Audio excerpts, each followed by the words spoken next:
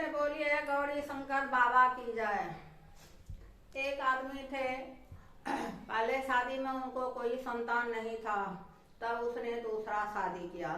दूसरे शादी से कुछ दिन के बाद ही उनको एक लड़का हुआ। जिस पत्नी से लड़का हुआ, वो पत्नी जो थी, उनको जो लड़का हो गया तो वह बहुत घमंडी हो गई। उनका सब परिवार में मान सम्मान करने लगे। इसके लिए उनका छोटी वाली का जो घमंड था उस 7वें आसमान पर चढ़ चुका था। बड़ी बालिका को वह छोटी वाली जो थी वह कोई महत्व नहीं देती थी। बड़ी वाली जो थी वह भोले बाबा का पूरा पूजा पाठ करती थी। सवेरे उठ करके पहले वह नहा धो करके पहले गौरी शंकर बाबा का पूजा कर लेती थी। उसके बाद कोई काम काज करती थी, खाना वाना बनाती थी। लेकिन पिछले जन्म के कुछ त्रुटि के कारण, कुछ पाप के कारण इस जन्म में भगवान ने उनको संतान नहीं दिए। छोटी वाली जो थी एक दिन बड़ी वाली को खूब रुआब से बोली कि दीदी, अभी तक हमको आपने चाय नहीं दी है। आप नहीं जानती हैं कि मैं बिना चाय का नहीं उठती हूँ। बड़ी वाली चाय बना करके लाई और छोटी वाली को दी।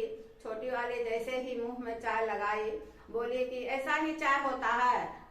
थूक फेंक दी और बोली कि फिर से चाय बना करके लाइए। बड़ी वाली बेचारी क्या करती, बहुत अच्छी थी, वह फिर से चाय बना करके लाई और छोटी वाली को दी। छोटी वाली पी ली अपना। तब बोली कि दीदी, आज मेरे बहुत फ्रेंड आने वाले हैं, सो अच्छा अच्छा खाना बना करके रखिएगा, घर का साफ सफाई करके रखिएगा। बड़ी वाली बोली कि आज मेरा तबीयत बहुत ही खराब है, सो आज फ्रेंड को बुलाना छोड़ दो, दूसरा दिन बुलाना। उस पर छोटी वाली जो थी वो खराब खोटा बड़ी वाली को सुनाने लगी। बहुत खराब खोटा सुनाई। बोली कि दवा मैं ला दूंगी और सब तो काम जो है सो मेरे फ्रेंड का हो जाना चाहिए। बड़ी वाली जो थी, छोटी वाली का जो लड़का था, उसका सब कुछ वही करती थी। छोटी वाली के लड़का को बड़ी वाली से यानी अपने सौतेली माँ से बहुत स्नेह था। छोटी वाली जो उसकी अपनी माँ जो सौतेली माँ को खराब खोटा सुनाती थी, तो उस लड़का को बहुत बुरा लगता था। वह एक रोज गौरी शंकर बाबा के मंदिर में गया और बोला कि हे भोलेनाथ, हमारी जो माँ है, बड़ी माँ है, उनको हमारी अपनी जो माँ है वह बहुत खोरा खोटा सुनाती रहती है, बहुत प्रताड़ित करती रहती है, उसके लिए आप कुछ कर क्यों नहीं देते हैं। भोले बाबा सोचे कि अच्छा, भोले बाबा बोले कि पूर्व जन्म का जो किया हुआ पाप और पुण्य रहता है वह उसको चुकाना ही पड़ता है। फिर भोले बाबा एक औरत के रूप में आ गए और बड़ी वाली जो थी उसका तबीयत बहुत ही खराब था, तो वह उसका काम करने लगे। भोलेनाथ एक औरत के रूप में आए और बड़ी वाली का सारा काम करने लगे। छोटी वाली बहुत खुश हो गई कि मेरा सब काम हो रहा है।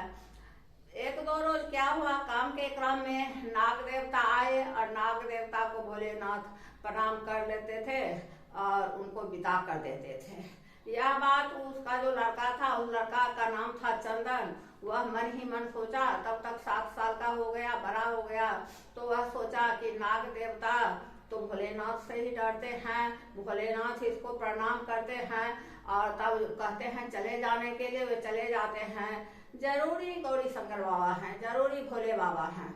तो चंदन गया और बोला, हे भोलेनाथ, आप हमको सच सच बताइए कि आप क्या हैं, आप भोलेनाथ हैं कि कोई आदमी है।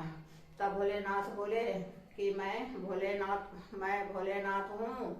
तुम्हारी मम्मी जो है तो इसको प्रताड़ित करती थी और तुमने बड़े प्रेम से, बड़े स्नेह से हमको बुलाया था, हमको बहुत तुम पर दया आई थे, इसके लिए मैं आया। अब मेरा टाइम पूरा हो गया है, मैं जा रहा हूँ, यह बात किसी को बतलाना नहीं।